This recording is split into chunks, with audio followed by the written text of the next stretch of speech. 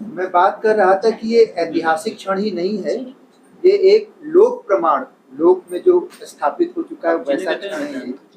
तो आज हम समय जलसा के लोकार्पण और उसके चर्चा के लिए तो यहाँ पर बैठे ही हुए हैं, साथ ही कुछ और भी बहुत ही अच्छी बातें हैं हम सबके साथ। एक प्रतिमा है गुरुजी की आज हम सबके साथ, और उसके भी अनावरण का एक समय होगा शुरू में। तो वो गुरुजी का एक बार स्वागत करेंगे केशव मोहन पांडे जी सर्व भाषा ट्रस्ट की तरफ से, और आदरणीय अशोक लौ जी भी साथ में, और हम सब भी साथ में।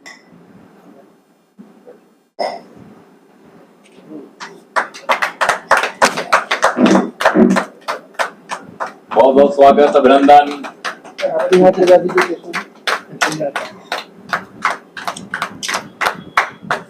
और इसी क्रम में पुस्तक का लोकार्पण अपना है, रस्म इजरा उर्दू में कहते हैं, तो रस्म इजरा है ये सवाल।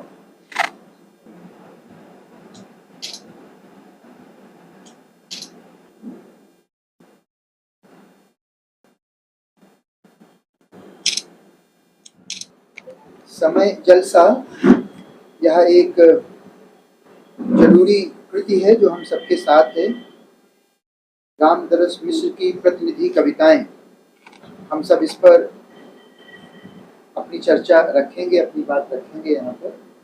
तो हमारे साथ हरिशंकर राठी जी हैं, जो कि गुरु जी की हर किताब पे शीघ्र अतिशीघ्र और बहुत ही विवेचनापूर्ण सहृदय तरीके से लिखते हैं, हम सब पढ़ते हैं।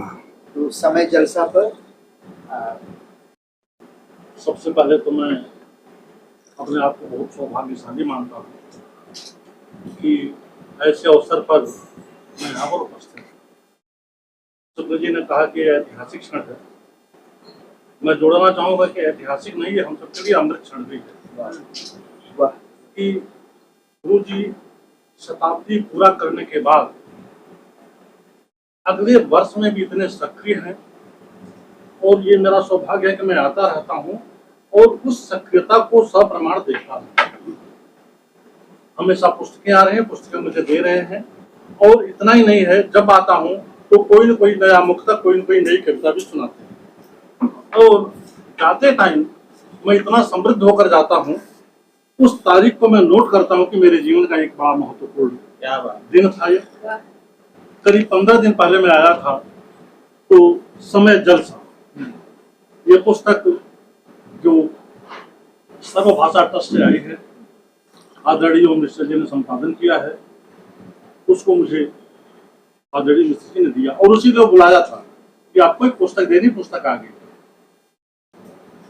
मैं इस पुस्तक को ले जाकर के उसी दिन पढ़ना शुरू किया। 2-3 दिन बाद मैंने इस पर लिख भी दिया था। मिश्र जी का साहित्य जितना लंबा है उतना ही गहरा है, और उतना ही सामान्य जन से जुड़ा हुआ। उस पर मुझे नहीं लगता है कि किसी समीक्षक या आलोचक के बस की बात है कि वो संक्षेप में कुछ कह दे। उसके लिए ग्रंथ के ग्रंथ तैयार होंगे, तब शायद उस पर कुछ कहा जा सकता है। लेकिन इस पुस्तक पर केंद्रित रहते हुए मैं इतना जरूर कहना चाहूंगा कि इसका संपादन करते समय ओम निश्चल जी ने मिश्र जी के साहित्य की, खास करके काव्य साहित्य की पूरी यात्रा करवा दी। बड़ी तेज गति से करवाई है, क्योंकि पूरा का पूरा जीवन कवर करना था। तो पहले से लेकर के 2010 तक की कविताओं को इसमें शामिल किया, और संपादन और चयन दोनों इस गुणवत्ता का है कि उसकी प्रशंसा करनी है। मैं मिश्र जी के लगभग सभी काव्य संग्रहों से गुजर चुका हूँ। इधर 2010 के बाद पहले की पुस्तकों से भी गुजरा हूँ, इधर 2010 के बाद तो शायद ही कोई पुस्तक आई होगी जिससे मैंने ना पढ़ा हो। फिर भी इसमें कुछ कविताएं मुझे ऐसी मिली जिसे मैंने नहीं पढ़ा, और उसके बाद मेरा यह विश्वास पक्का हो गया कि जो आपकी प्रतिबद्धता है, जो जन सरोकार है, जो साहित्य को जीने की कला है, वो शुरू से ही रही। उसमें जरा सा भी विचलन नहीं आया। छोटी छोटी बातों को लेकर के उसको जिस तरह से आपने जीवंत किया है, उसके उदाहरण 1947 की पहली कविता से, क्योंकि थोड़ा मैं भूल जाता हूँ, तो जो इसमें पहली कविता है, पहला गीत है, वो 1947 में रचा हुआ है और इसका शीर्षक है चल रहा।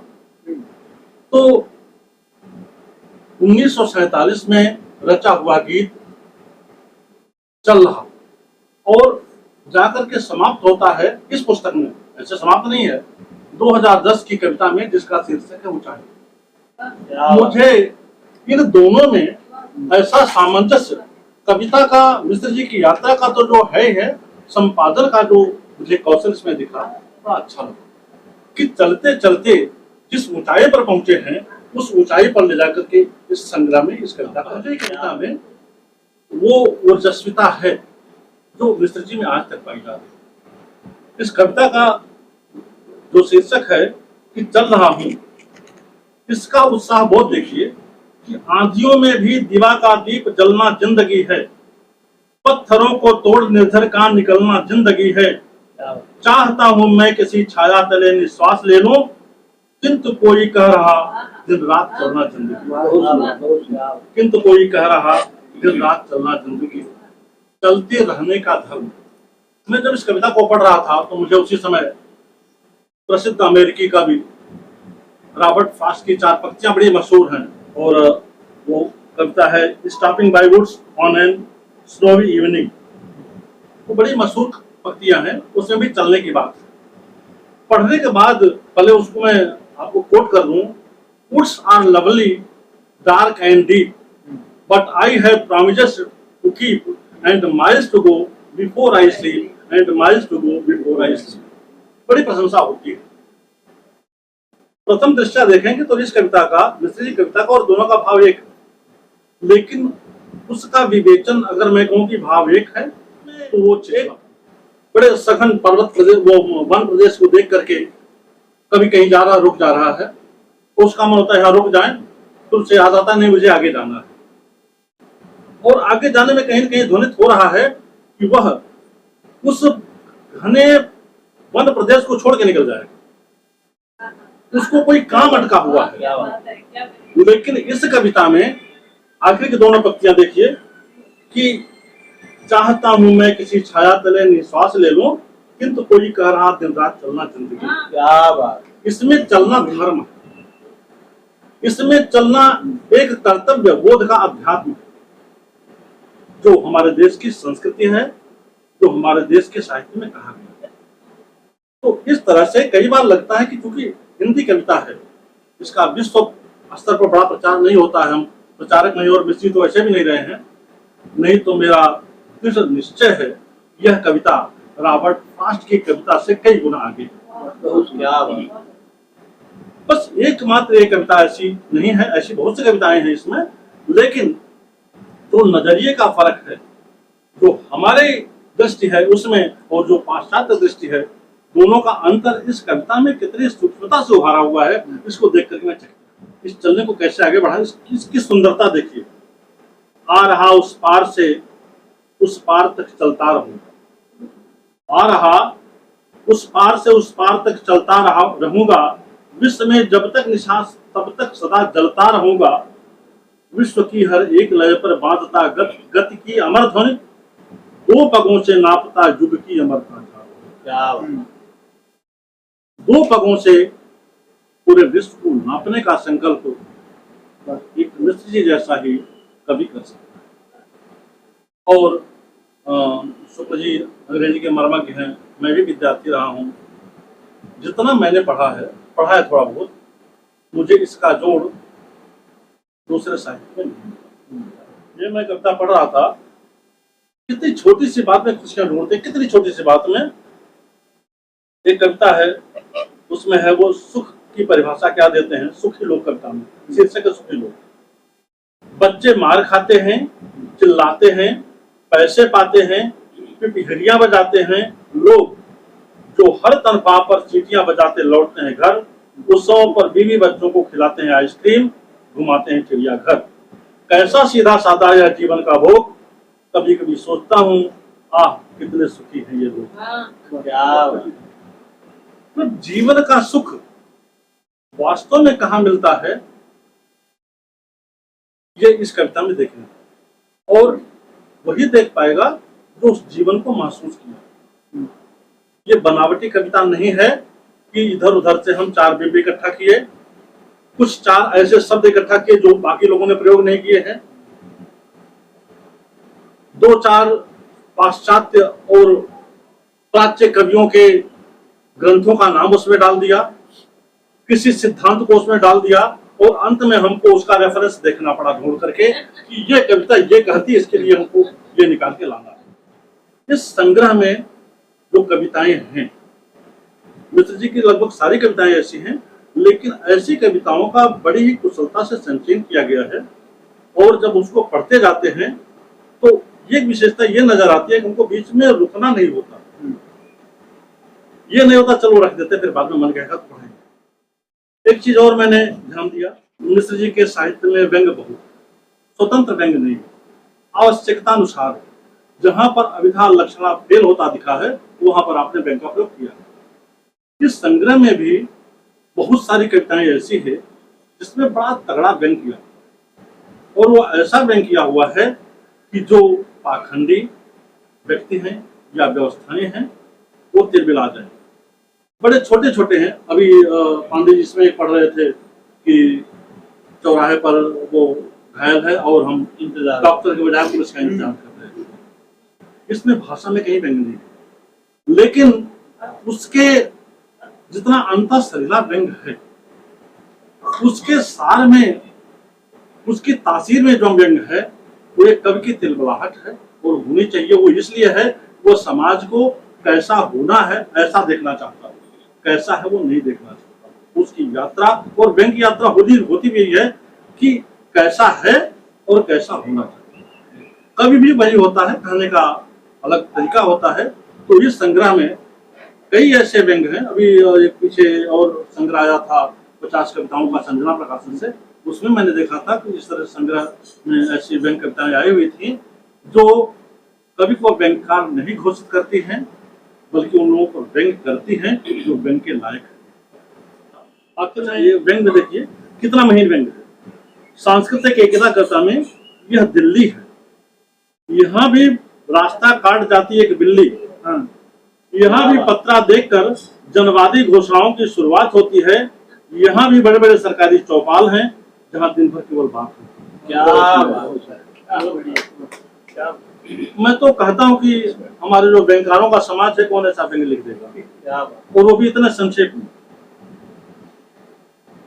मिश्र जी हो और उसमें बसंत न हो, ऋतुएं न हो, उत्साह न हो, ये संभव नहीं है।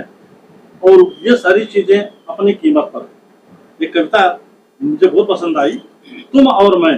इस कविता को मैंने पहले नहीं पढ़ा था, इस संग्रह में पढ़ा मैंने। दिया मत बुझाओ माना कि हमारे आराम का समय है, दिया मत बुझाओ माना कि हमारे आराम का समय है, लेकिन तो भी रोशनी को पुकारने दो, कौन जाने कोई राही भटका हो, घने अंधेरे के जंगल में, याद है ना वो अपने दिन। क्या बात, कौन जाने कोई राही भटका हो, घने अंधेरे के जंगल में, याद है न वो अपने दिन। ये सहानुभूति नहीं है, ये तदनुभूति नहीं है, ये ऐसी आत्मानुभूति है जो सफल लागू है। तो जब कविता ऐसे ऐसे स्थलों को छुएगी, ऐसी ऐसी जगहों पर जाएगी, तो वो असली कविता बनेगी, निर्झर की तरह निकलेगी। और उसी के लिए मिश्र जी जाने जाते हैं। इनके संग्रह को, किसी भी कविता संग्रह को पूरी तरह से व्याख्यायित नहीं किया जा सकता है, उसके लिए बहुत समय और बहुत से हमारे बड़े बड़े लोग हैं यहाँ पर जो बोलेंगे। और इसके संपादन के लिए मैं आदरणीय ओम मिस्टर जी को बहुत बहुत बधाई देता हूँ कि इस तरह का। अच्छा, एक चीज और है, मैं भूल रहा था, इस संग्रह की भूमिका में, ये लंबी सी भूमिका है 4-5 पेज की। ओम मिस्टर जी का आलोचना शास्त्र और उनकी समीक्षा दृष्टि हम परिचित है। कहीं से भी आप कह लीजिए, वो कहीं से उठा लीजिए, वो वहीं से उसको शुरू कर देते हैं। पूरे के पूरे इस यात्रा, ये कविता की यात्रा इनकी, उसका उन्होंने इतना अच्छा विश्लेषण किया हुआ है, इतने मार्मिक स्थलों को छुआ हुआ है कि उसके बाद तो फिर उस भूमिका को पढ़ने के बाद समय जलसा पर और किसी वक्तव्य की जरूरत नहीं रह जाती है। इसके लिए मैं बधाई दूंगा, आदरणीय पांडे जी को मैं बधाई दूंगा कि जितनी सहजता से ये संग्रह निकालते रहते हैं। हमको लगता है कि हमारा प्रकाशन है, हम घर पे हैं अपने बिल्कुल, और लगता है अपने निकलने की बात कर रहे हैं। इस सब के लिए मैं आप सबको बधाई देता हूँ और अपने आप को ही बहुत सौभाग्यशाली समझता हूँ। धन्यवाद। बहुत सुंदर। बहुत बहुत धन्यवाद। ये निश्चित रूप से एक जरूरी कविता संग्रह हम सबके साथ है। कविता समकालीन एक जो आपने श्रृंखला चलाई सर्वभाषा ट्रस्ट की तरफ से, कविता समकालीन, और जो समकालीनता गुरु जी के साहित्य में है उसके बिना ये श्रृंखला निश्चित रूप से पूरी नहीं हो सकती थी। और अभी जैसा आदरणीय राठी जी ने चर्चा की कि आपकी कविताओं में जो समकालीनता है और उसका जिस प्रकार से आदरणीय ओम निश्चल जी ने संपादन किया है वह सहज भी है और स्वाभाविक भी है कि हम सब समकालीन रचनाओं को पढ़ रहे हैं। वो चाहे मुझे आपने फुट्स are lovely dark and deep, miles to go before I sleep की बात की, लेकिन वो चाहे वेद ऋचाएं हो जिसमें चरे वेति की बात हो, चरे वेति मधु बिंदति, और चाहे miles to go before I sleep की बात हो, या किंतु कोई कह रहा दिन रात चलना जिंदगी है, किंतु कोई कह रहा दिन रात चलना जिंदगी है, जो गुरु जी की पंक्तियां हैं, एक सच्चे, मेरे ख्याल से एक सच्चे कवि या हम सबकी यही जिम्मेदारी होती है कि उस समकालीनता को कैसे हम समझें और जो जीवन का मूल है उसको हमेशा हम समकालीन बनाते रहें। तो गुरु जी की सभी कविताओं में आम जन की भाषा में और आम जन की बात को कहा गया है, और गुरु जी कहते हैं उस बात को आओ बात करें। तो मैंने कहा कि गुरु जी के साहित्य का तो दर्शन है, आओ बात करें, यही दर्शन है। तो हम फिर जुटे हुए यहाँ आओ बात करें। इसी क्रम में उपेंद्र जी हमारे साथ हैं, तो और हम सबके साथ समय जलसा है, तो उपेंद्र जी संपादक हैं। समकालीन अभिव्यक्ति पंथी का स्नेह मिलता रहता है। स्वागत आदरणीय उपेंद्र जी। आप सबकी माननीय उपस्थित को प्रणाम करते हुए समय जलसा आज हम इस पर चर्चा कर रहे हैं।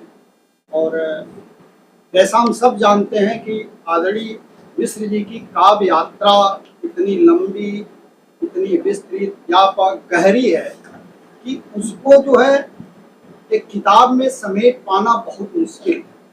राठी जी ने भी इस बात को कहा, लेकिन मिश्र जी ने इतना लिखा है, प्रचुर लिखा है, सार्थक लिखा है, विस्तृत लिखा है कि सब पढ़ पाना जो है वो बहुत से लोगों के बस की बात नहीं है। इतनी काव्य यात्रा, और अब ये चुनौती खड़ी हो जाती है कम से कम युवा पीढ़ी के समक्ष कि मिश्र जी की इस विस्तृत काव्य यात्रा को समझें कैसे। और जब मैं इस दृष्टि से विचार करता हूँ तब आदरणीय ओम निश्चल जी ने जो प्रयास किया है प्रतिनिध कविताएं उसमें से उन्होंने ली हैं इसमें, और संभवतः 98 साल लगता है कि आपने उस कठिन चुनौती को स्वीकार किया, और जिस कठिन चुनौती को आपने स्वीकार किया वो समझ आप में है, दृष्टि आप में है, और काव्य चेतना भी आप में है। तो इसके लिए मैं आपको बधाई भी देता हूं और आपके प्रति धन्यवाद भी ज्ञापित करता हूं कि कम से कम आने वाली पीढ़ी के लिए, हम सबके लिए, जब भी मिश्र जी की काव्य यात्रा को समझने का जब प्रयास होगा तो उसमें यह संग्रह जो है विशिष्ट भूमिका का निर्वहन करेगा। मिश्र जी का वो पहला जो ये काव्य संग्रह था पथ के गीत की जब बात आती है तो मुझे लगता है कि वो नई कविता का वो शुरुआत भी उसी के आसपास जो है नई कविता के दौर की शुरुआत हो रही थी। और जब नई कविता के दौर की शुरुआत हो रही थी तो फिर वो छायावाद पर धीरे धीरे जो है वो लोग टिप्पणी कर रहे थे, कुछ लोग उसकी आलोचना कर रहे थे, प्रगतिवाद ये सब लेकर के आगे बढ़ा जा रहा था।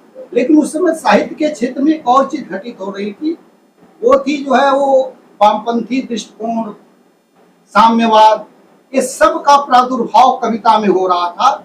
और उस समय एक तरह से लगभग जो है वो कल्पना को निषिद्ध कर दिया जा रहा था कि छायावाद में तो बहुत ज्यादा कल्पनाशीलता है, काव्य की उड़ान है, और इसको लेकर अनुभूति की गहनता है और संवेदनशीलता, ये दो चीज मिश्र जी की कविताओं में उतरी हैं। और इतनी सघन रूप में उनका घनत्व इतना ज्यादा रहा है कि वो कविता सीधे जो है वो लोगों को अपने साथ जोड़ने में सक्षम हो गई। मिश्र जी की कविताएं हैं वो हर समय प्रासंगिक बनी रहेंगी और हर समय केवल युग बोध नहीं बल्कि पथ प्रदर्शक की भूमिका में वो हमेशा लोगों का मार्गदर्शन करती रहेंगी। सबसे बड़ी बात है कि मिश्र जी शब्दों के साथ छल नहीं करते।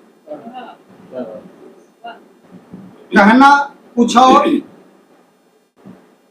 दिखना कुछ और होना कुछ और। आजकल ये साहित्य की बहुत बड़ी विडंबना है, लेकिन मिश्र जी जो कहते हैं, जो दिखते हैं, वो होते भी। और कई बार मैं देखता हूं कि वक्ताओं के सामने बहुत मुश्किल हो जाती है, आलोचक के सामने,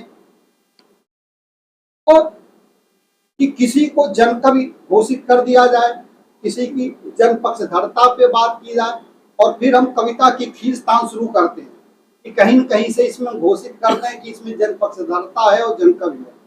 लेकिन मिश्र जी की जब कविता को हम देखते हैं तो इसके लिए कहीं से प्रयास करने की जरूरत नहीं है, क्योंकि वो जन संवेदना से ही जो है उसकी उत्पत्ति हुई है। और मिश्र जी की अनुभूति इतनी व्यापक है, और मैं देखता हूं कि विषय वस्तु तो व्यापक है ही, लेकिन उस विषय वस्तु में अंतर वस्तु बहुत व्यापक है, और दोनों साथ साथ जब चलते हैं तब उसमें देखते बनता है कि जनकवि कैसा होता है, और फिर जनता के प्रत्येक दुख दर्द गरीब निर्धन इनको क्यों रचते नहीं, इनको जीते हैं। और जो व्यक्ति इनको जीता है वही इस तरह का जो है वो सच्चा काव्य लिख सकता है, सच्ची कविता लिख सकता है। और इस मामले में जो मिश्र जी जनपक्षधर, जनकवि। और एक बात मैं और कहना चाहता हूँ कि वो जो जब मैं साम्यवाद की चर्चा कर रहा था तो जो लोग अपने को उस बंधन में बांध लिए वो कभी भी समय के साथ नहीं चल पाए, लेकिन मिश्र जी की अंतर्दृष्टि उससे प्रभावित रही है, लेकिन मिश्र जी ने अपने बंधन में बांधा नहीं उसको। और यही कारण है कि मिश्र जी जो है समय के साथ चले हैं, और इनकी कविताओं में हर समय की प्रतिध्वनि सुनाई देती है, और इसके कारण उस कविता का फलक काफी विस्तृत हुआ है, प्रभाव काफी विस्तृत हुआ है। और निसंदेह आज ये हम सबका सौभाग्य है कि ये समय जलसा पे हम चर्चा कर रहे हैं, और न जाने इस पर कितनी किताबें जैसे रानी जी ने कहा लिखी जा सकती हैं, लेकिन फिर भी जो इनका संचयन है, जो चयन है, इसमें जिस विवेक दृष्टि को आपने रखा है, मैं एक बार पुनः आपको मैं बधाई देता हूँ। अच्छी बातें कही आपने। जो कहा कि सुदीर्घ और एक सुदीर्घ काव्य यात्रा है, और इतने खंडों में आपका पूरा काव्य समग्र आया हुआ है, और फिर उसको कैसे संपादित किया जाए, कैसे संकलित किया जाए, ये निश्चित रूप से कठिन काम है। लेकिन तब कठिन काम है जब जो गुरु जी के जैसा सच्चापन है जो कवि के अंदर, कि जन संवाद तभी संभव है जब आपके भीतर सच्चापन हो, और हमारे साथ ऐसा आलोचक, ऐसा संपादक हो जो एक सत्यनिष्ठ भाव से साहित्य से जुड़ा हुआ हो। जब मैं सत्यनिष्ठ भाव कहता हूँ तो एक छोटा सा प्रसंग ध्यान में आ जाता है, बात को थोड़ा लंबा कर रहा हूँ एक संचालक होने के नाते भी, कि अभी किसी ने कहा कि कविताएं भेज दीजिए, तो गुरुजी ने कविताएं भेज दी, क्योंकि गुरुजी ने अभी भी कविताएं लिखी हैं हाल ही में। ये एक बहुत बड़ी हम सबके लिए एक प्रेरणा, हम सबके लिए प्रेरणा का विषय है कि गुरुजी ने हाल ही में कविताएं लिखी है। तो कविताएं भेज दी गई, और जब कविताएं भेज दी गई तो वहां से फोन आया, हाँ मिल तो गई है कविता, लेकिन कविता कोई मिल जाती तो बताते हैं अब वो क्या कह रहे थे। लेकिन इधर से फोन गया, जो खास प्रतिनिधि हैं यानी कि हमारे आदरणीय प्रोफेसर स्मिता मिश्र जी, उन्होंने कहा तो जो भेजा है वो कविता नहीं है क्या? उनको तुरंत ध्यान में आया कि हाँ ये भी तो कविता है। तो इस तो ये सारी बातें आप लोग समझ गए होंगे प्रतीक में, कि तो जब ऐसे आलोचक, ऐसे संपादक और गुरु जी के परिवेश में इस प्रकार से सत्यनिष्ठा के साथ साहित्य, कविता, इनसे जुड़े हुए लोग होंगे, तो निश्चित रूप से सुदीर्घ काव्य यात्रा होने के बावजूद, इतने खंडों में गुरु जी का कविता समग्र होने के बावजूद, हम सब समझ रहे होंगे जब तक सच्चापन नहीं होगा, सच में गुरु जी तक पहुंचना मुश्किल होगा। हम सब में सच्चापन बहुत जरूरी है। और अभी हमारे साथ गुरुजी की जो बहुत मशहूर गजल है, बनाया है मैंने ये घर धीरे धीरे, खुले मेरे ख्वाबों के पर धीरे धीरे। आज कुछ लोग, हम लोग जब ज्यादा पढ़ नहीं पाते हैं तो कह देते हैं गुरुजी ने जो घर बनाया उसी पर ये गजल लिख दी है। तो लेकिन वो घर तो गुरुजी ने बहुत बड़ा बनाया है, उस सब में हम सब शामिल हैं। तो जब 80 के दशक में गृह प्रवेश हुआ था वाणी विहार में, उस समय जो रहे वहां उपस्थित रहे ऐसे साहित्यकार जो स्वयं से एक अच्छे लघु कथाकार हैं और जिनकी रचनाएं कविताएं आ चुकी हैं। हम लोग देखते रहते हैं कि अमेरिका में आपकी किताबें छा गई हैं वहां पर, और आपसे सुनते भी रहते हैं कैसे अमेरिका में पढ़ा जा रहा है। ऐसे अशोक लव जी हमारे साथ हैं, जिनको हम लोग पहले लघु कथाकार ही मानते रहे हैं, लेकिन केशव मोहन पांडे जिस प्रकाशन से किताब आई है उन्होंने और भी आपकी विधाएं प्रकाशित की हैं। तो अशोक लव जी और समय जलसा और साथ में हम सबके गुरु जी आदरणीय अशोक लव जी। मेरा सौभाग्य रहा है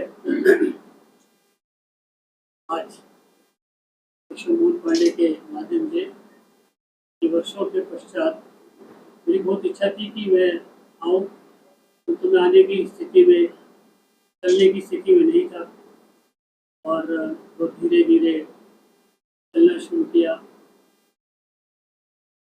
बहुत गहरी चोटें लग गई थी मस्तिष्क में, तो ज़्यादा भी कम चली। फिर मेरी बड़ी इच्छा थी केशव से आपके बारे में जानता रहता जो है, और सीधे हमारे साथ राहुल जी हैं, गुरु जी के बहुत स्नेही हैं, गुरु जी बहुत प्यार देते हैं आपको। राहुल जी, समय जलसा, आप लगातार लिख रहे हैं और हम सब आपको पढ़ते भी रहते हैं। आदरणीय राहुल, धन्यवाद आदरणीय मिश्र जी। तो सबसे पहले मैं प्रणाम करता हूँ। और अभी मैं परसों जब बनारस से आया राम जी के पास गया तो इस संगोष्ठी के बारे में सूचना मिली। उन्होंने तुरंत जो है उनको फोन किया पांडे जी को कि मैं राहुल जी को बीच में जोड़ रहा हूँ। मेरा सौभाग्य है कि आज मैं आप लोगों के बीच में हूँ, यहाँ पर हूँ और पुनः आपके दर्शन कर रहा हूँ। इसका संपादन हम भी कर रहे थे, तो उस समय भी मैंने इसको देखा था और इनकी भूमिका पूरा गुजरा और कविताओं से भी लगभग विहंगम अवलोकन किया।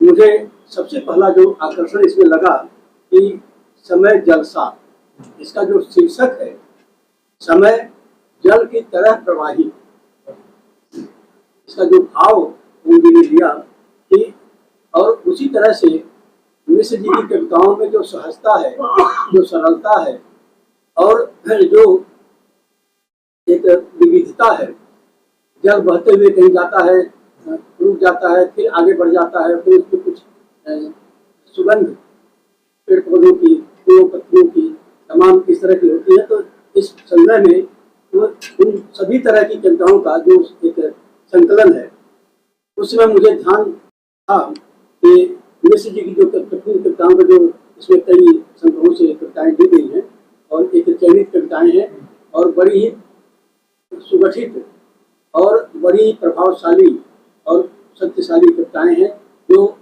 जन की संवेदना से जुड़ी। इसमें इनकी कविताओं में आप देखेंगे कि एक ग्रामीण परिवेश जो इनकी कविताओं में है, इनकी कहानियों में है, इनके उपन्यासों में है, और वही भाव बिंब कहीं न कहीं इनकी कविताओं में बच जाता है। और गांव के परिवेश से लेकर के शहर की जिंदगी तक, जो अभी रानी जी ने बात कही कि किस तरह से जन संवेदना से जुड़ी हुई मिश्र जी की कविताएं हैं। तो मेरी राह न बांधो, मैं आषाढ़ का पहला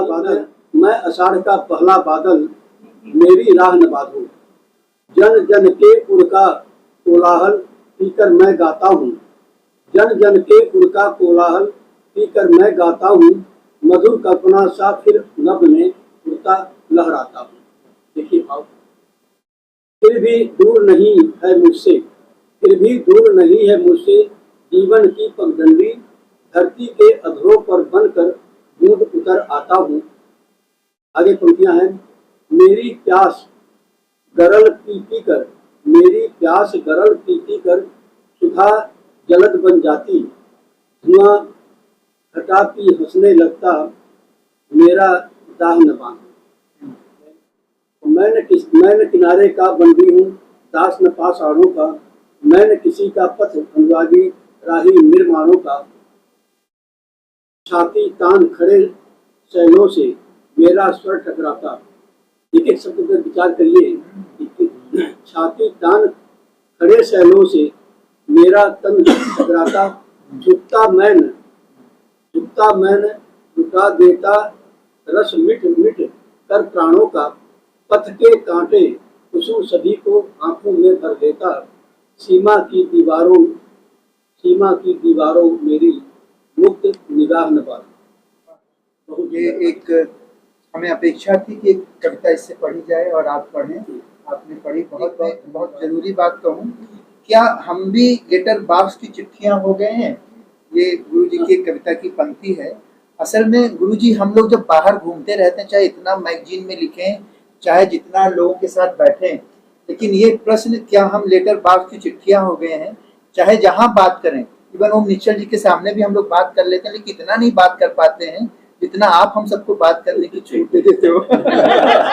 तो आप मिलते हो तो हम लोग बस बात करना चाहिए, कविता के साथ भी होते हैं, और हम सब गुरु जी के साथ होते हैं ना, तो हम सब बुद्धिजीवी हो जाते हैं। हमारे साथ शोध छात्र ये रविशंकर जी हैं, प्रकाशक, लेकिन आप भी कभी हो गए, गुरु जी ने कविता प्रकाशित करवाई।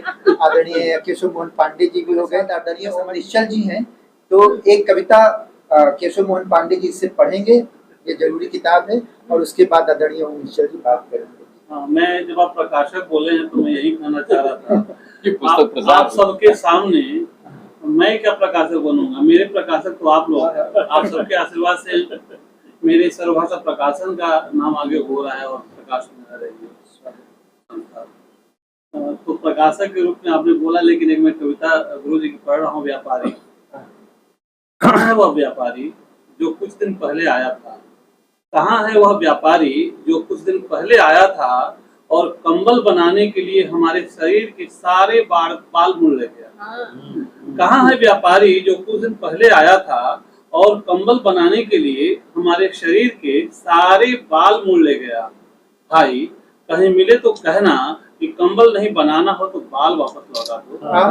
कहीं मिले तो कहना कि कंबल नहीं बनाना हो तो बाल ही वापस लौटा दो। दूसरे व्यापारी आ गए।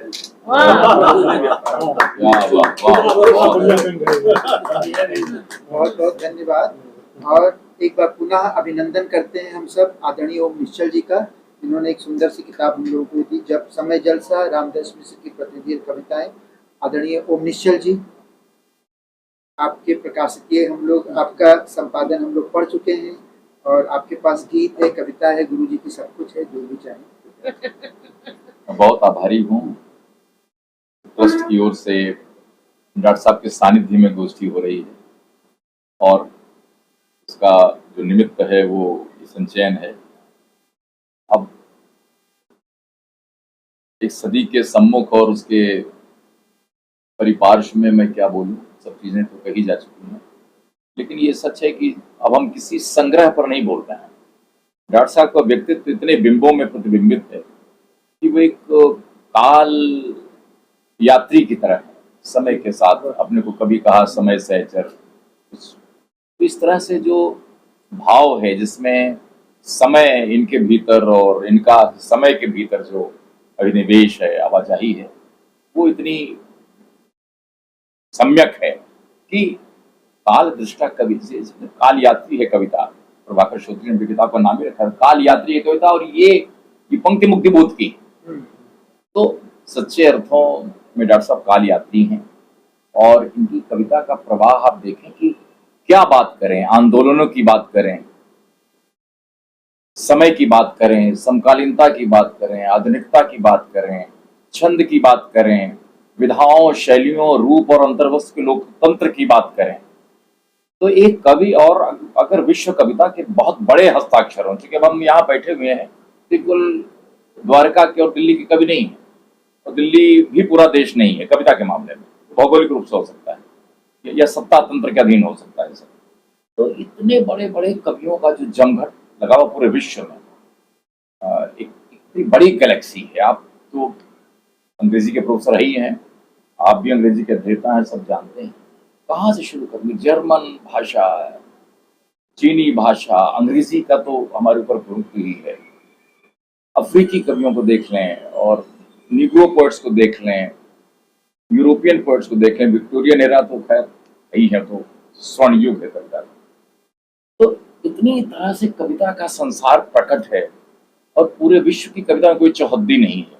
तो डॉक्टर साहब की कविता तमाम आंदोलनों, तमाम समयों में उद्घाटित होती हुई हमारे तक पहुंचती है और इतना अथाह जल है कि उसका आचमन ही कर ले काफी है।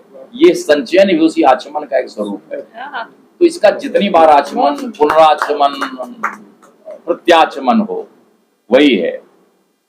तो यही मैं कहूंगा कि इसमें क्या नहीं है, समय के साथ और समय जल, भाषा, भाखा बहता नीर और समय। अब देखिए कबीर कहा भाषा को बहते जल का प्रतिबिंबन कहते थे और डॉक्टर साहब ने समय जल सा। तो ये दो बड़े कवियों का एक वो है। तो मैं समझता हूँ कि इसमें समय है, विभिन्न रूपों में है, कभी कुदरत के रूप में, कभी विचार के रूप में, ध्वनि के रूप में। तमाम सारी काव्य शक्तियों का जो समाहार है वो यही है कि एक कोई सिद्धांतकार कोई सिद्धांत गढ़ता है, लेकिन डॉक्टर जो पर्ची बनाता है जिससे उपचार होता है वो बहुत ही सहज टैबलेट फॉर्म में होता है। तो कितनी सारी चीजों को समाहित करके जो कविता में उपभोज्य लगा उसको डॉक्टर साहब ने रखा है। क्योंकि विभिन्न विधाओं में आवाजाही करने वाले कवि के रूप में है और ये सच है कि हर कविता का जो अंत है, जो समाहार है, जो उद्दिष्ट उपयोग है, and use of the poetry, वो अपने आप में बहुत ही सारगर्भित है। वो चाहे किसी क्षण की उपज हो, एक कौंध की उपज हो, लेकिन हर कविता जिस मोड़ पर छोड़ती है कुछ विचलित करती है। और इसी तरह से कविताएं डॉक्टर साहब की भी हैं और मुझे लगता है कि जितनी वक्रता कवि की जान है ध्वनि, और अगर ध्वन्यात्मकता देखें तो नारेबाज कवियों के बारे में, आंदोलन धर्मी कवियों के बारे में, तथाकथित वाम कवियों के तमाम, मतलब ये नहीं है कि जो प्रगतिशीलता है, प्रगतिशीलता को डॉक्टर साहब मुंह चढ़ाते हैं, लेकिन वो प्रगतिशीलता जो ओढ़ी हुई है, जिसमें जीवन और कर्म का फासला बहुत बड़ा है, तो उसको, और ये सच है कि आलोचकों ने, तो हमारे यहाँ जो आलोचक नामुर जी रहे हों, मंदिर पांडे रहे हों, सोशियोलॉजिकल थियरी से उन्होंने कविता को जांचने की कोशिश की, बहुत अच्छी बात है। वो सोशियोलॉजिकल थियरी को जो कवि जी रहा था अपने समय में, उसके सबसे बड़े प्रतिनिधि कवि उस दौर में अन्य कवियों के साथ रामदास जी थे। तो ये जो कविता की सामाजिक उपयोगिता है वो सबसे बड़ी उपयोगिता है कि समाज जब तक रहेगा, उसकी समस्याएं रहेंगी, ये कविताएं उसके साथ साथ रहेंगी और हमारे चित्त को, इसमें संगीत है, रस है, ध्वनि है, रूप है, सब चीजें हैं। मुझे लगता है कि हम किसी भी कविता को पढ़ें तो लगता है उसमें सम्यक कुछ है, वो सम्यक हमें छू रहा है।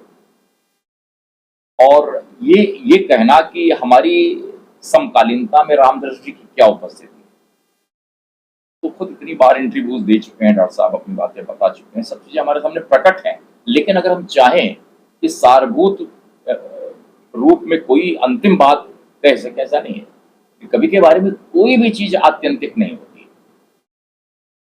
जितनी बार रामदास जी को पढ़ेंगे, बड़े कवियों के साथ मैंने ये महसूस किया, लिख दिया कुंवर नारायण पर, लगा कि ये कविता फिर नए से छू रही। डॉक्टर साहब किताब लिखी तो फिर लगा कुछ और छू रहा है। और क्या है कि जितनी बार आप कविता में प्रवेश करते, बड़ी कविता वही है कि हर बार पकड़ लेती है। जितनी बार आप उसे छूते हैं, उसे पलटते हैं, उसे अंतर्भुक्त करते हैं, उतनी बार नए अर्थ देती है। एक बड़ी कविता का यही है। और आपके भीतर जो अनगूंज होती है वही है उसकी। मुझे लगता है कि इसी तरह डॉक्टर साहब की कविता को, चाहे छंद रहा हो, गाने योग्य कविता हो, अन्य कविताएं हो, किसी तरह से हो, उसमें रस है, विचार है, भाव है, शैलियां हैं, सब बहुत मोहक संसार। मैं उसी कविता को पसंद करता हूँ, या लिखने का सामर्थ्य जो कविता खुद लिखवा लेती है। डॉक्टर साहब के ऊपर लिखना हो या डॉक्टर साहब की तरह अन्य बड़े कवियों पर, एक बार अवगाहन किया तो आनंद आता है। ये हर एक की कविता के बारे में लिखना शायद किसी के लिए इतना सहज हो, और लिखा जाएगा तो उसमें बनावट झलके, वो नहीं जो सहज रूप से। और आपने अच्छी बात कही दुपेन्द्र जी कि जो छल है, मैं अक्सर कहा करता हूँ कविता कवि के भाषा कौशल का छल है, लेकिन चूंकि डॉक्टर साहब के भीतर एक रसज्ञ है, संगीतज्ञ है, जो कविता में संगीत का निर्माण करता है, जो गजल लिखता है, जो मुक्तक लिखता है, जो छंद लिखता है, जो स्वरूप, इन रूपों का, काव्य रूपों का इस्तेमाल अपनी आधुनिकता और समकालीनता के निर्माण के लिए करता है, तो इससे बड़ा कुछ हो ही नहीं सकता। कि जिस तरह विविधात्मक संसार है, उसी तरह विविधात्मक इनकी कविता का स्वरूप है। ये कविता का लोकतंत्र है। ये नहीं कि हमने भेजा मुक्तक और गजल और कहा कि भाई वो कविता कहाँ है। तो हमारी समझ इतनी संकीर्ण और छोटी कर दी गई है कि पूरे विश्व में इसने शेक्सपियर को न कहा कि भाई सानेट लिख के चले गए, कविता कहाँ है। सानेट भी उसी छंद रूप का, यह त्रिलोचन तो सानेट के ही कवि हैं, सानेट के कारण ही महाकवि हैं, वरना महाकवि कहेंगे तो गाली लगी। तो ये जो कवित्व है जिसमें कि सानेट भी आकर हमारे यहाँ अंतर्भुक्त हो जाता है और देशज ठाट की कविता का वो एक बड़ा स्वरूप बनता है। तो डॉक्टर साहब ने तो हर शैली, काव्य की जितनी शैलियां होती सब अंतर्भुक्त हैं, और नाना पुराण निगमा गम सम्मतम यत की तरह जो भी संसार में है, जो देखा सुना भोगा बरता, उस सब का समाहार है। तो बहुत बहुत बहुत बधाई इस संचयन के लिए अग्रसर करने की। बहुत अच्छी कविता है, मेरी बहुत प्रिय कविता है। एक नीम मंजरी मेरे आंगन झरी, कांप रहे लोहे के द्वार। तो ये कविता गाने की भी वस्तु है और गाकर मनाने की वस्तु, तो इसको सुनाता हूं मैं। एक नीम मंजरी मेरे आंगन झरी, एक नीम मंजरी मेरे आंगन झरी, कांप रहे लोहे के द्वार, कांप रहे लोहे के द्वार। एक नीम मंजरी मेरे आंगन झरी, एक नीम मंजरी मेरे आंगन झरी, कांप रहे लोहे के द्वार, कांप रहे लोहे के द्वार। अब देखें, आज गगन मेरे घर झुक गया, भटका सा मेघ यहाँ रुक गया। आज गगन मेरे घर झुक गया, भटका सा मेघ यहाँ रुक गया। रग रग में थरथरी सन्नाटा जरी, रहा मुझे नाम ले पुकार, कांप रहे लोहे के द्वार। एक नीम मंजरी मेरे आंगन झरी, एक नीम मंजरी मेरे आंगन झरी, कांप रहे लोहे के द्वार, कांप रहे।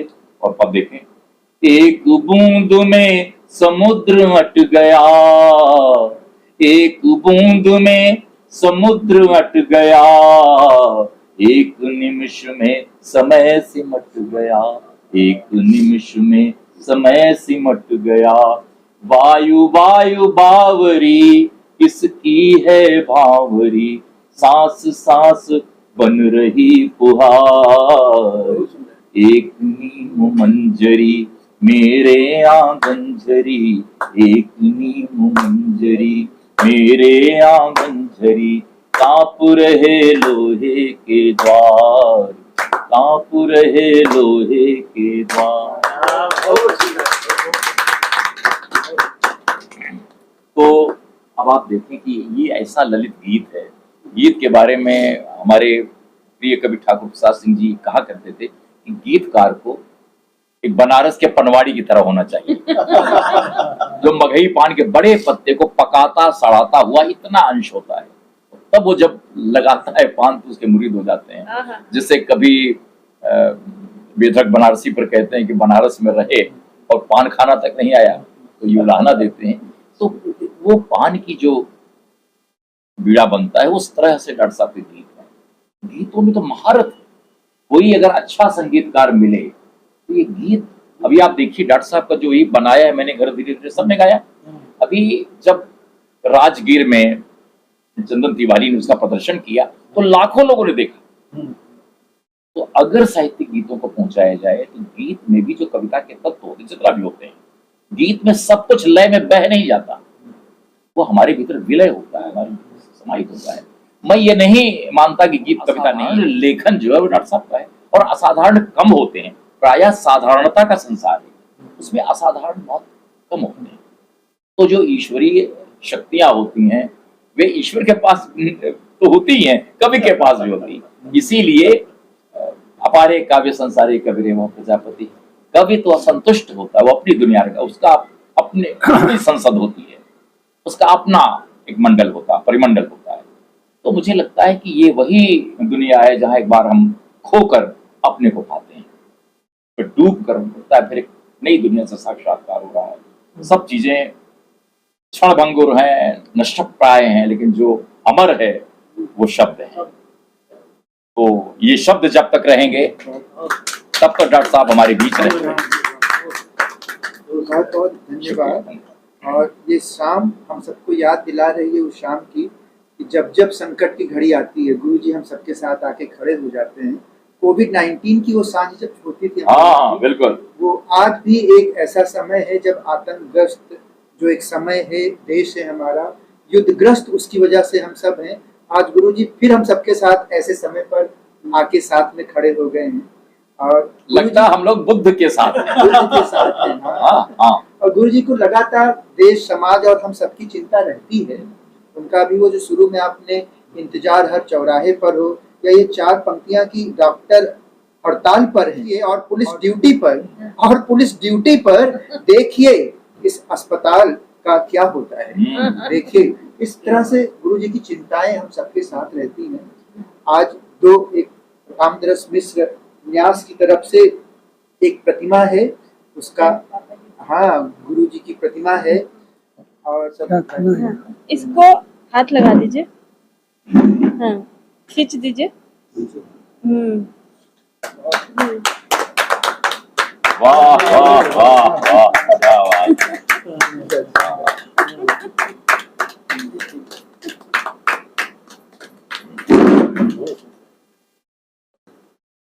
जयपुर से हम सबके साथ एक सब जो मतलब सब सुने जी थोड़ा सा कुछ बोलिए पापा। गुरु जी हम सबके साथ बातें कर ही रहे। मित्रों, आप पधारे और मेरी कविताओं के संबंध में इतना कुछ कहा। आपने जो कहा उससे मुझे स्वयं अपनी कविताओं का परिचय मिलता गया। दरअसल ये सही है कि मैं समय के साथ चलता रहा हूँ। उसके गीत जब आया था तो 2 व्यक्तियों की सलाह मेरे लिए बहुत मूल्यवान सिद्ध हुई, क्योंकि उस पुस्तक में छायावाद से प्रभावित कविताएं भी थी और नए ढंग की भी थी। त्रिलोचन ने कहा, मिस्टर जी आपकी भाषा जा चुकी है, ये छायावाद की भाषा है। और चूंकि मैं बनारस जाने से पहले गांव में था आसपास के, तो मुझे ज्ञान नहीं था कि आज के समय में साहित्य का क्या परिदृश्य है। जो मन में आया लिखता गया था। तो त्रिलोचन की बात सुनकर मुझे थोड़ा बुरा लगा कि देखो मैंने इतनी अच्छी भाषा में अच्छी कविताएं लिखी हैं और ये कह रहे हैं कि आपकी भाषा जा चुकी है। पक्ष के गीत माचो के पास आया समीक्षा के लिए। अंग्रेजी पत्रिका थी, उन्होंने बड़ी निर्ममता से कहा कि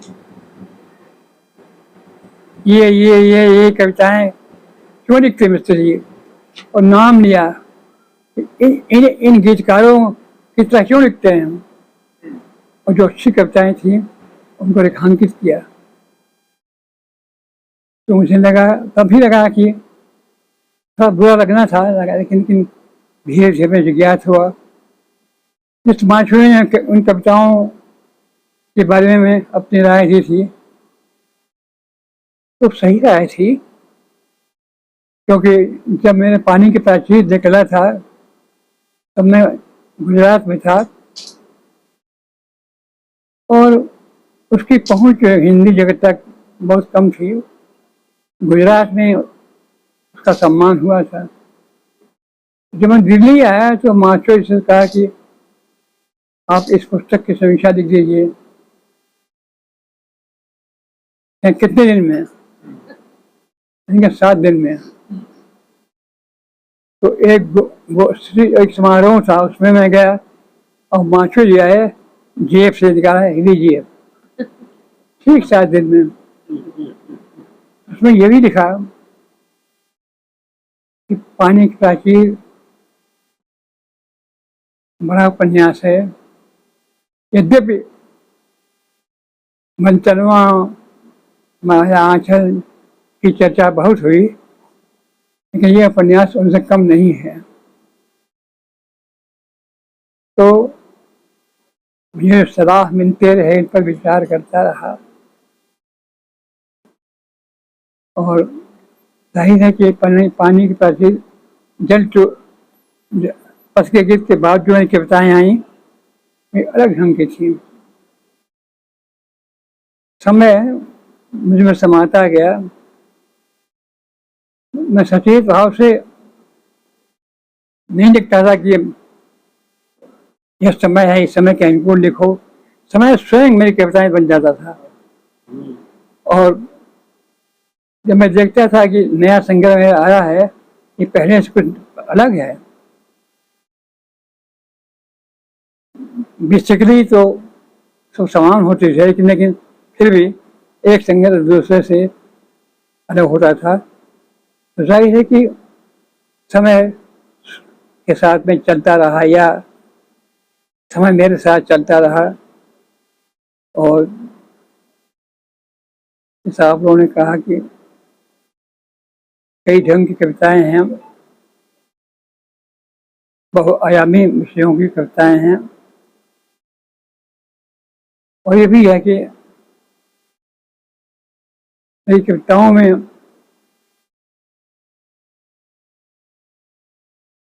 कठोरता नहीं है, वे क्लिष्ट नहीं हैं, वे संप्रेष हैं, पढ़ती हैं। इसलिए मैं किसी सिद्धांत को लेकर के या बनावटी पन लेकर के कविताएं नहीं लिखता, कविता हो या कहानी हो। इसलिए वे पठनीय होती हैं। मेरे घर एक संपादक आए, तो मैंने कहा कि आप कविताएं पढ़ते हैं? नहीं, वो समझ नहीं आती। अच्छा सुनिए तो, कविता सुनाई उनको। अरे ये तो समझ गया। तो इस संग्रह के लिए केशव जी, ओम जी का आभारी हूँ। इसलिए भी कि इन लोगों ने कविता संग्रह का एक क्रम चलाया है, कुछ कवियों को एक क्रम में लिया है। इसलिए किसी भी पुस्तक की चर्चा अकेले नहीं होगी, हर संग्रह दूसरे के साथ होगा। तो ये बहुत अच्छी बात है। केशव जी नए प्रकाशक हैं, लेकिन देखिए उनका प्रकाशन कितना सुंदर होता है और कितने नए नए विषयों को लेकर के प्रकाशन चला रहे हैं। और बड़ी बात यह है कि ओम जी जैसे उनके परामर्श दाता हैं और इनकी सलाह से कितना कुछ नया आएगा ईश्वर जी के माध्यम से आशा है। डॉक्टर साहब, मुक्तक मुक्तक। दो रोटी, दो कपड़े, कुछ सपने और एक मकान चाहिए। दो रोटी, दो सपने, दो रोटी, दो कपड़े, कुछ सपने और एक मकान चाहिए।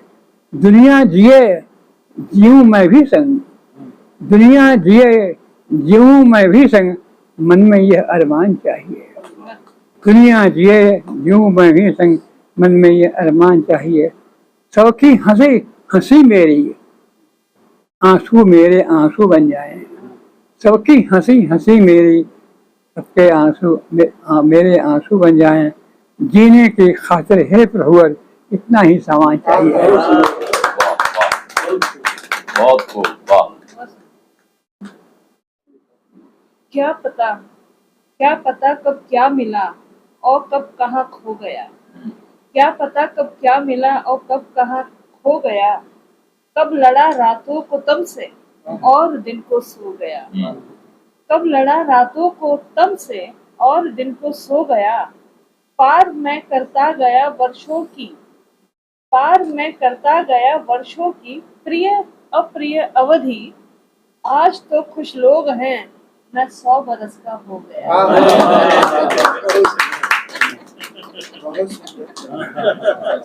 ये नवीनतम है रचना और भी है जी। हाँ, और सुनाओ। जी। आदमी हूँ मैं कोई झंडा नहीं, मैं कोई झंडा नहीं। आदमी हूँ मैं कोई झंडा नहीं हूँ, मैं किसी भी वाद का झंडा नहीं हूँ, मैं किसी भी वाद का झंडा नहीं हूँ। मैं नदी के साथ है तिरता रहूंगा, मैं किसी भी घाट का पंडा पंडा नहीं, मैं किसी भी घाट का पंडा नहीं। वाह। तो सारा कुछ एक लंबा सफर था मेरे दोस्तों, एक लंबा सफर था मेरे दोस्तों, राह चलती रही मोड़ खाती हुई। साथ होली हवा आग बन के कभी और कभी प्यार से महमहाती हुई। साथ होली हवा आग बन के कभी और कभी प्यार से महमहाती हुई। कंटकों ने किए चाक जब भी बसन, कंटकों ने किए चाक जब भी बसन, छा गए फूल बनकर बसंते पर। कंटकों ने किए चाक जब भी बसन, छा गए फूल बनकर बसंते पर। थक के बैठा जब भी मौत के पास में, जिंदगी आ गई गुनगुनाती हुई। आप सबसे पहले आप सभी को प्रणाम और आभार। ये जो आयोजन है, ये आयोजन केवल इस पुस्तक के प्रकाशन का आयोजन नहीं है, यह केवल इस प्रसन्नता का आयोजन नहीं है कि यह पुस्तक हमारे सामने आई है। का मूल लक्ष्य यह है कि पिताजी हमारे बीच में इस समय हमारे साथ है, तो इनके इस साहचर्य को, इनके साथ होने को और पिताजी को उनकी दुनिया के साथ करने के लिए, पिताजी की दुनिया आप लोग हैं, पिताजी की दुनिया साहित्य है, कविता है। जब 2 साल पहले पिताजी का एक्सीडेंट हुआ था और फूले का ऑपरेशन जब हुआ था, तो उस समय जब आईसीयू से लेकर के आए, इनको वार्ड में शिफ्ट किया गया कमरे में, तब उस समय अभी होश में नहीं थे। लेकिन जब वे होश में आए तो सामने 2 चिड़िया फुदक रही थी, और उसमें जो सबसे पहले जो है उनकी कविता ही अपनी गुनगुनाने लगे। तो वह जो कविता है, उस कविता के सहभागी आप लोग हैं। पिताजी की यही दुनिया है, यही इनके जीवन की ताकत है। तो इस बात को मैंने बहुत पहले जान लिया था, लेकिन उसको बहुत संवेदना से पिछले कुछ समय से मैंने अनुभव किया। और चूंकि पीछे पिताजी अस्पताल में रहे और थोड़ी विकट स्थितियों से गुजर रहे, तो मुझे लगा कि इसमें एक जो उल्लास का जो अवसर है, वह साहित्य और कविता के होने से ही आता है। ये आप सब लोग अनुभव करते हैं कि जब जब आप पिताजी से मिलने आते हैं, और मैं जब पिताजी को बताती हूँ कि वे आज आएंगे, तो पिताजी के भीतर एक ऊर्जा का संचार होता है। यानी जो प्रतीक्षा है वह शुरू हो जाती है। अच्छा, कितने बजे आएंगे? हम आएंगे। अच्छा, कहा था। ओम जी अक्सर थोड़ा सा लेट हो जाते हैं, तो मैं तो इनकी जो प्रतीक्षा है ओम जी को लेकर के, वो थोड़ा सा और हो जाती है। अच्छा, फोन करो, कहाँ पर हैं, कहाँ पहुंचे? तो मैं कई बार, मुझे लगता है ओम जी कई बार मुझसे परेशान हो जाते होंगे कि मैं इतनी बार कई बार मैसेज कर देती हूँ कि आप कहाँ तक पहुंचे हैं। तो यह जो, और फिर जब वे आ जाते हैं, आप लोग जब आ जाते हैं, तो वो जो उस आप लोगों का जो होना है और उसके साथ पिताजी का हो जाना जो है, वह मुझे लगता है कि पिताजी को यह ऊर्जा दे देता है कि तमाम दर्द के बावजूद वह कुछ समय तक चीजें उसी आपके अनुभव को वो अपने भीतर पीते रहते हैं और प्रसन्न भाव से रहते हैं। तो यह अवसर भी इसी रूप में रहा। तो वाकई मुझे लगता है कि समय जलसा जो ये पूरा जो प्रोडक्शन है, वो इतना ग्रेसफुल है, इतना ग्रेसफुल है। पिछले कुछ समय से ओम जी के जो प्रयास हैं, उन प्रयासों को साकार रूप केशव जी जिस रूप से कर रहे हैं, वो मुझे लगता है कि बहुत बहुत प्रभावशाली ढंग से सब जगह इनका व्यापक प्रसार हो रहा है। का जो बिंब है, डाक पर चिट्ठी पे जो पिताजी की कविताएं हैं, इसमें भी 3-4 कविताएं जो हैं वो पोस्टर हैं। तो मैंने निजी अनुभव से भी कह रही हूँ कि हमारे जापानी बिहार में भी पोस्टमैन, पिताजी को पोस्टमैन की जो प्रतीक्षा है, वो जिस रूप में रहती रही है, और बाहरी परिवेश में सबसे आत्मीय व्यक्ति पिताजी का वही होता है ना। वो आज भी कहीं मिलता है तो पूछता है पिताजी के बारे में।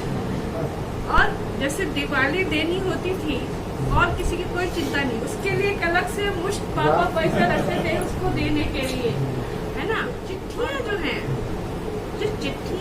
चिट्ठियां वो एक अनजाने लोग से, जाने पहचाने लोगों से चिट्ठियां, और जो जिनको जानते नहीं है वहां से जो चिट्ठियों का आना है, उन चिट्ठियों से गुजरना है, वो पिताजी के लिए मैंने देखा है कि वो इतना अद्भुत अनुभव रहा है। वो उस लोक से जुड़ने का अनुभव उनका रहा है, जो न जाने कहाँ फैले हुए हैं, न जाने कहाँ उनके पाठक हैं।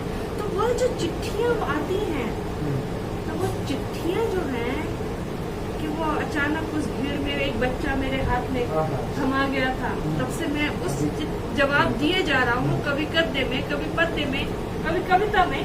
तो वह जो जवाब देना है संवाद का, तो मुझे ऐसा लगता है कि उस अज्ञात से, उन अज्ञात लोग से जो जुड़ना है कि कौन कहाँ पर है, वो सहजता की जो यात्रा है, वो पिताजी की कविता का एक मुझे केंद्र बिंदु लगता है।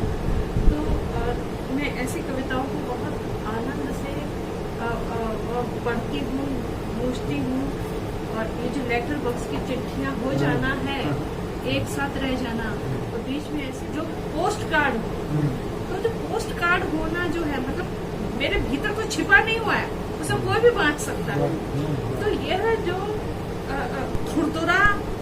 खुरदरा सा होना है, यानी बड़े डिजाइनर दुनिया के भीतर, बहुत चिकने जगत के भीतर जब सब लोग दिखाना चाहते हैं, तो जो खुरदरापन है, ये जो सरकंडे की कलम वाला बिंब है, यह पिताजी का जो काढ़े का कुर्ता है, मोटी खादी का कुर्ता है, यह पिताजी के मुझे लगता है पूरे व्यक्तित्व की सहजता का परिचायक है। और इसको मुझे लगता है ये जो व्यक्तित्व की जो ऑफशूट्स जो हैं, वो हम सब भाई बहनों में आए हैं। तो इस बात को हम बहुत गौरवान्वित होते हैं। हालांकि बहुत बार हमारी इस सहजता से हमें बहुत सारे नुकसान भी होते हैं, लेकिन सहजता अपने आप में बहुत बड़ा मूल्य है ना। वो जो बाधाएं हैं, वो जो नुकसान है, बहुत छोटे रह जाते हैं जब हम अपने को ऐसे व्यक्तित्व की छां के रूप में अपने को देखते हैं। तो बाकी सब चीजें, पूरा जो शताब्दी आयोजन है, उसकी परिकल्पना में जो मुख्य सूत्रधार रहे, वो मुझे रहे, ये मेरे लिए बहुत, मैं इस बात को रेखांकित करना चाह रही हूँ कि आपके ही पूरी परिकल्पना से ही ये आयोजन, शताब्दी का पूरी जो यात्रा रही, उसका समारोह आप ही के सब ये ऐसा कुछ एक नहीं दो। डॉक्टर साहब, वो नीरज की पंक्ति है, लेकिन फिट आप पर होती है। एक नहीं दो नहीं करोड़ों साझी मेरे प्यार, होती नहीं। कोई गोष्ठी आयोजित की जा रही थी, तो बेटे को भी ये शंका थी, मुझे शंका थी, मैं बैठ नहीं पाऊंगा। आज लग रहा कि आप लोग न जाएं बैठे। अभी न जाओ, भरा नहीं। पूरा जो आयोजन है, उस आयोजन में जब ये हमने किया, तो मैंने कहा कि मैं बाजार से कुछ चीजें ले आती हूँ। तो भाई भाभी ने बोला नहीं, और खास तौर पर भाई ने कहा कि नहीं, मैं बनाऊंगा।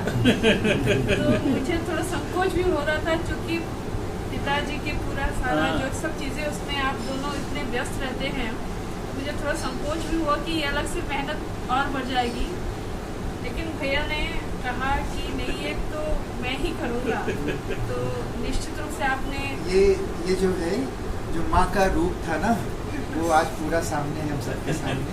क्योंकि हम लोग जब वाणी विहार में संगोष्ठी करते थे, तो यही डायलॉग होता था, यही बन जाएगा, हलवा पकौड़ी। तो शुरू से आदत है बाहर से तो बस वो माँ है अभी हम सबके साथ। भी होता है त्योहार हो जाएगी, ये जो है माँ साथ में है, वही एक संगोष्ठी है जो वाणी विहार। एक हमारे परिवार की एक और बड़ी सदस्य है कंचन, जो पिताजी का पूरा 24 घंटे, हम कॉलेज चले जाते हैं या दूसरी भी चीजें हैं, तो ये पूरा 24 घंटा पिताजी की प्रतिछाया बन करके जिस तरह से सेवा करती है। उनकी साथी है, बेटी है, पहली श्रोता है। अच्छा, ये भी साहित्य श्रोता हो गई कि इसको सब पता है कि पिताजी की कहाँ किताबें कौन सी हैं। पिताजी कुछ जो नया, चूंकि रात में तकलीफ थोड़ी ज्यादा होती है, तो रात को नहीं सो पाते दोनों, तो पिताजी ने कुछ लिखा या दर्द में ही कोई कविता सुनाई, तो यही सुनती है। अच्छा, हम लोग आते तो हमारे भी चाय पानी की हमेशा ध्यान मेरी कविताएं भी सुनती हैं। सबसे बड़ी इम्पोर्टेंट बात कोई सुनती है। मुझे लगता है कि पहले ऐसा होता था कि पिताजी जो भी कविताएं लिखते थे, तो माँ थी तो माँ सुनती थी।